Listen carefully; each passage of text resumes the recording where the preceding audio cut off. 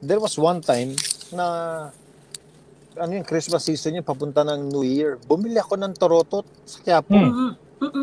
Pagbili ko ng torotot, alam mo yung nasira na yung tunog, wala ng tunog. So, binaklas ko yung torotot. Nung nakita ko yung torotot, isang gano'n, no?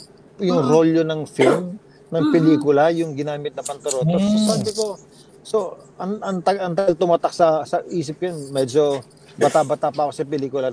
So, now may chance ako as a congressman to do something about it.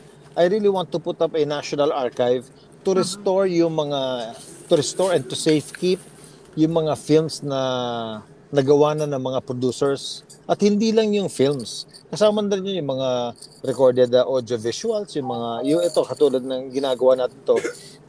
Even in digital form, it can be a place where small producers can keep and store yung mga very precious nila na mga recordings. Kasi itong mga recordings ito, attorney, this may cultural value to. Yes. No, may political value ito. And may educational value to. So, hindi pwede na mawala ito sa kultura natin. Kasi pag nawala na itong mga films na ito, itong mga recordings na ito, anong gagawin natin 100 years from now?